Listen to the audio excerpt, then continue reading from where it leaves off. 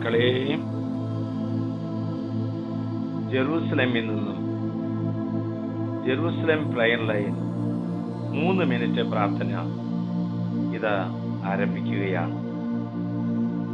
നിങ്ങളെ ഒന്നും എനിക്ക് നേരിൽ കാണാൻ സാധിക്കുന്നില്ല എങ്കിലും ആത്മാവിന്റെ കണ്ടുകൊണ്ട് നിങ്ങളുടെ ഓരോരുത്തരുടെയും പ്രാർത്ഥനാ നിയോഗങ്ങളെയും നിങ്ങളുടെ കണ്ണുനീരുകളെയും ജീവിത പ്രതിസന്ധികളെയും നാളെ വെള്ളിയാഴ്ച അർപ്പിക്കുന്ന ബലിയിലേക്ക് സമർപ്പണം ചെയ്യുകയാണ്. ഇന്നത്തെ വചനം നമ്മുടെ വഴികളെ ഒരു പുതിയ പ്രകാശത്തിലേക്ക് നയിക്കുന്ന വചനമാണ്. വചനം ദൈവത്തിന്റെ ശക്തിയാണ്. ആ വചനം നമ്മുടെ ഹൃദയത്തിലേക്ക് കടന്നു വരികയാണ്. തീത്തുസിന്റെ ലേഖനം 3-ാം അധ്യായം 8-ാം വാക്യം. ദൈവത്തിൽ വിശ്വസിക്കുന്നവർ സത്പ്രവർത്തികൾ ചെയ്യുന്നതിൽ ജാഗരൂകരായിരിക്കുവാൻ വേണ്ടി ഈ കാര്യങ്ങൾ സമ്മർദ്ദം ചെലുത്തണമെന്ന് ഞാൻ ആഗ്രഹിക്കുന്നു. ചില കാര്യങ്ങളിൽ സമ്മർദ്ദം ചെലുത്താനായിട്ട് ദൈവം നമ്മെ വിളിക്കുകയാണ്. ഇന്ന് ഈ പ്രയർ ലൈനിൽ സംബന്ധിച്ചുകൊണ്ടിരിക്കുന്ന ഓരോരുത്തരോടും ഒരു പ്രത്യേകമായ കാര്യങ്ങൾ സമ്മർദ്ദം ചെലുത്താൻ. ഒന്ന്, ജീവിതത്തിൽ ശ്രേഷ്ഠവും മനുഷ്യർക്ക് പ്രയോജനകരവുമായ കാര്യം ചെയ്യാൻ വചനമാകുന്ന യേശു സമ്മർദ്ദം ചെലുത്തുകയാണ്. 2, അർത്ഥശൂന്യമായിരിക്കുന്ന കലഹങ്ങളിൽ നിന്നും തർക്കങ്ങളിൽ നിന്നും നമ്മൾ വിട്ടുമാറി നിൽക്കാൻ കർത്താവ് നമ്മോട് ആവശ്യപ്പെടുകയാണ്.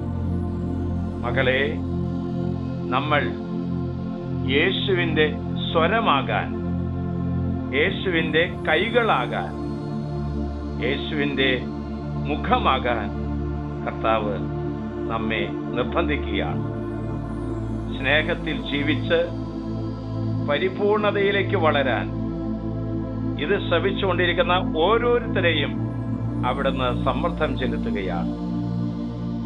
എന്റെ മകളെ, കൃത്യമായിട്ട് അവിടുന്ന് പറയുന്നു, സത്പ്രവർത്തികൾ ചെയ്യുക, കാരുണ്യ പ്രവർത്തികൾ ചെയ്യുക. സത്പ്രവർത്തികളിലൂടെ യേശുവിനെ ശ്രേഷ്ഠവും മനുഷ്യർക്കും പ്രയോജനകരവുമായ കാര്യങ്ങൾ ചെയ്യാൻ സത്പ്രവർത്തികൾ നമ്മെ ശക്തമാക്കും. യേശുവിന്റെ പ്രത്യേകമായ ഒരു ജീവിതം ഇതാ വലിയ ശക്തി നമ്മളിലേക്ക് പകരുകയാണ്.